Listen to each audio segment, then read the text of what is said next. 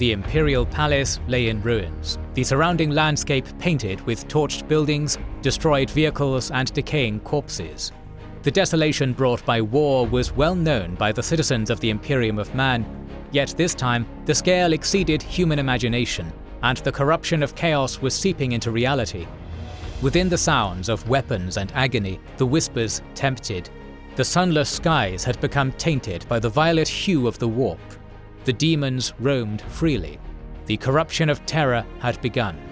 Welcome to our series on Warhammer 40k and the Horus Heresy, explaining the origins of the Imperium and Chaos.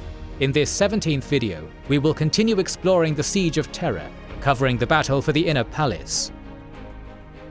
The breach of the Ultimate Wall was the beginning of the end, with Dorn estimating that within 2 weeks the siege would be over.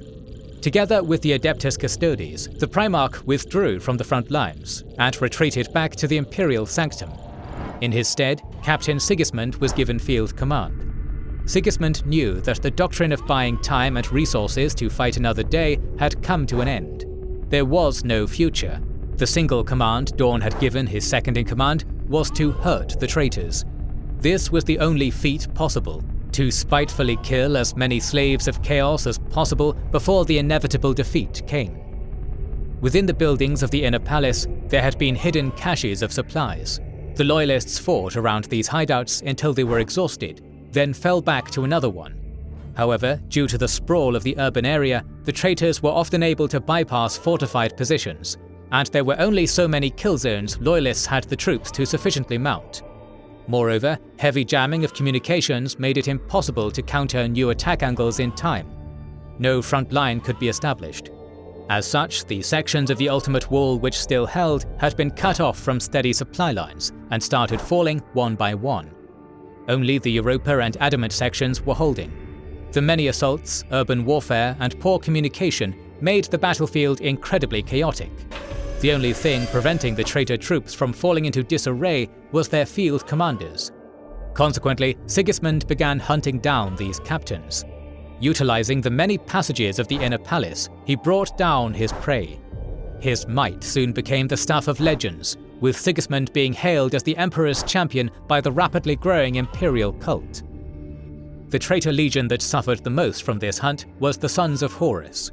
After the Saturnine Gambit, there was a void within its command structures. Within the promoted captains, there was a gravitational pull towards Abaddon.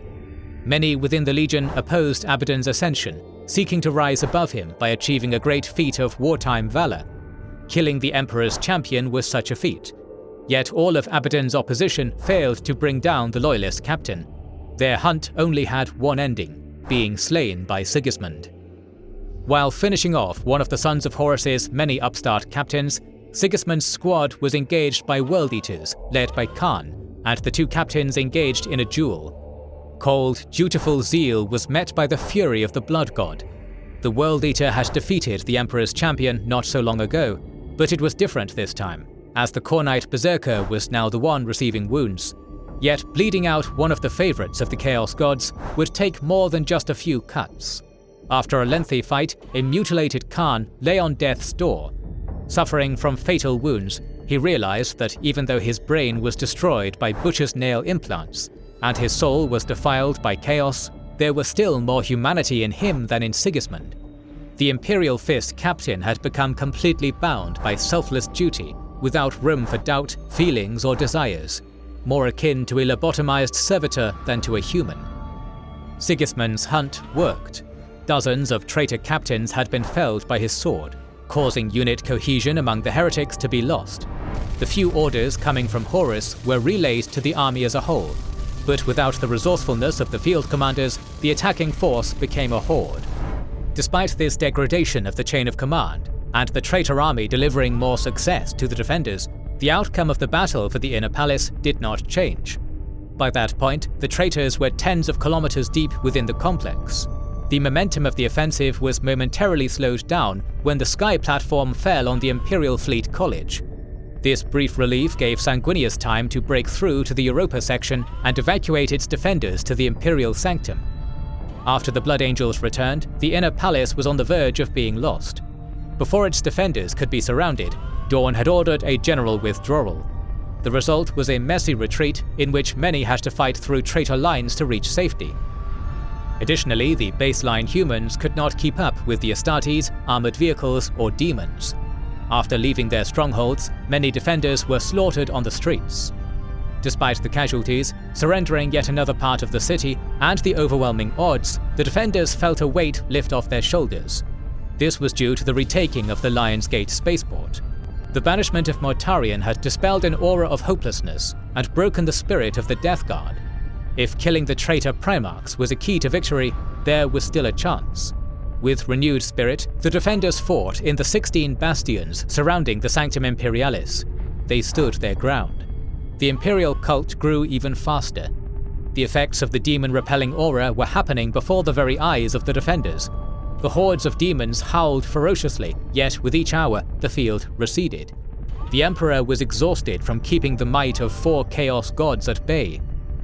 Still, all were witness to the Emperor's protection from the horrors of the warp, and Euphratii Kila was ever busy with her new flock of believers. After a week, the traitors had finally cleared passages for the Titans to enter the Imperial Palace.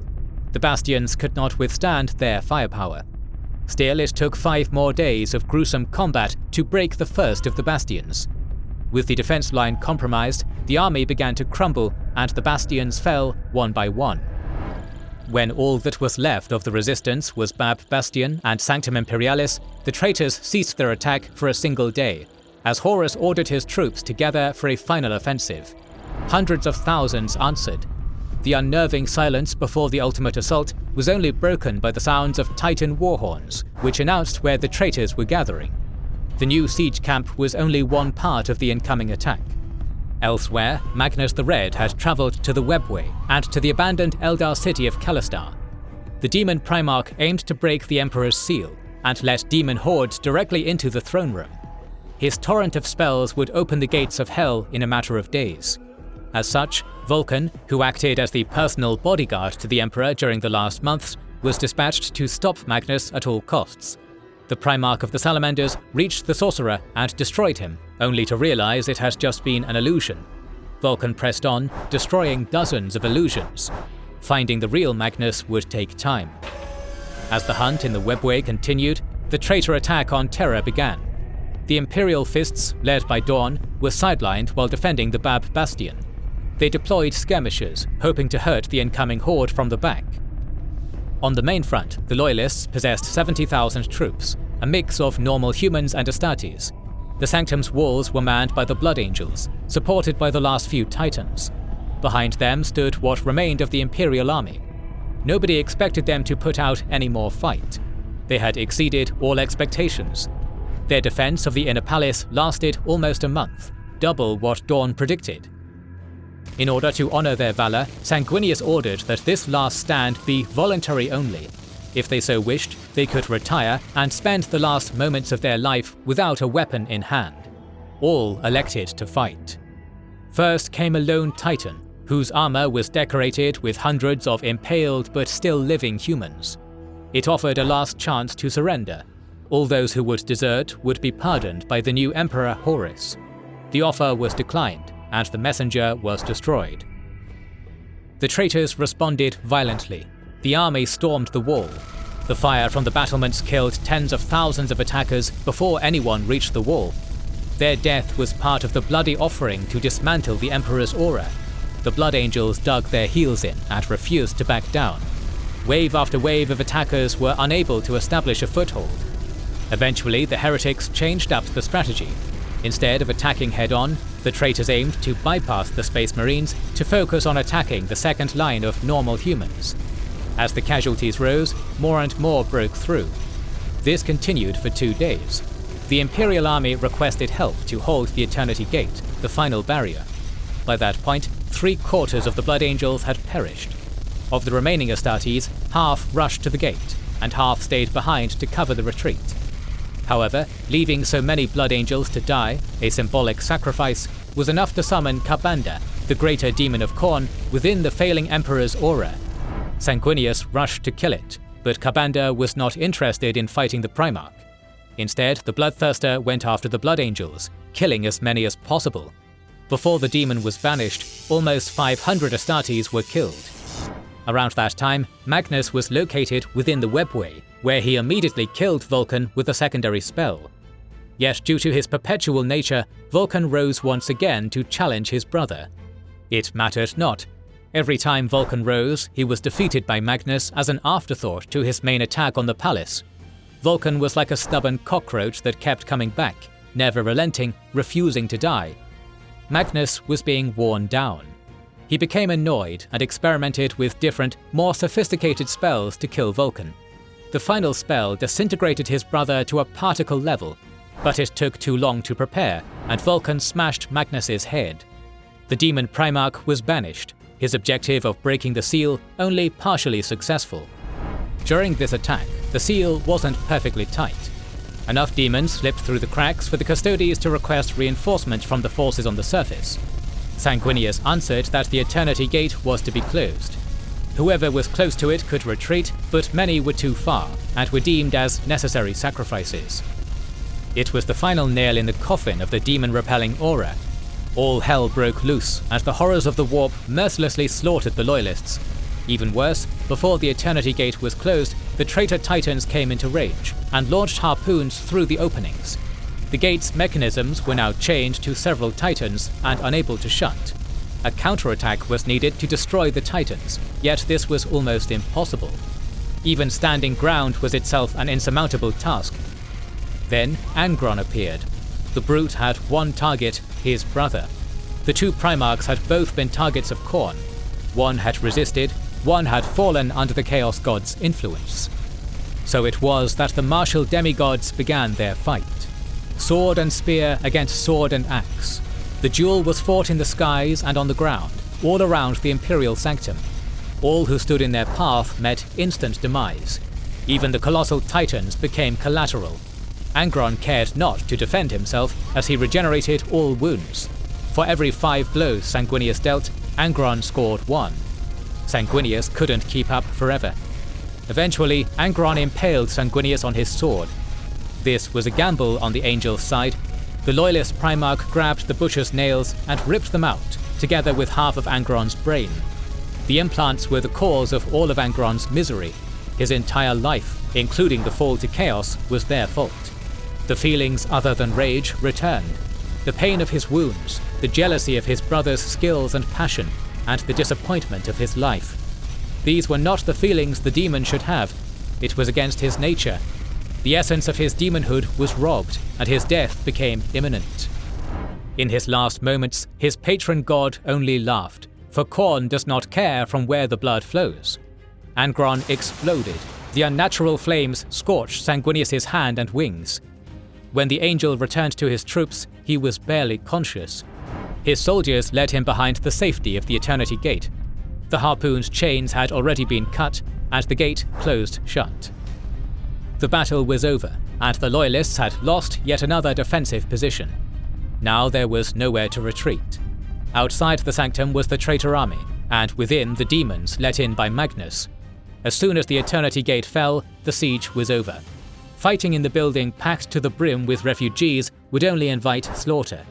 Fortunately, the fall of the Eternity Gate was delayed. Angron and Magnus had been banished, and the psychic backlash affected the traitor troops. The aftermath of banishing the Thousand Sons Primarch led to horrific mutations spreading. The backlash of Angron was more severe. The army became blinded by bloodlust. There was no distinction between ally and enemy, there were only targets to kill.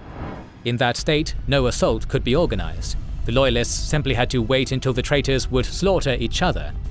This hope was crushed when the Dark Angels reported that the backlash of Mortarian's death had already passed. Within a few days, the feedback would end, and all would perish. The Siege of Terra was nearing its end.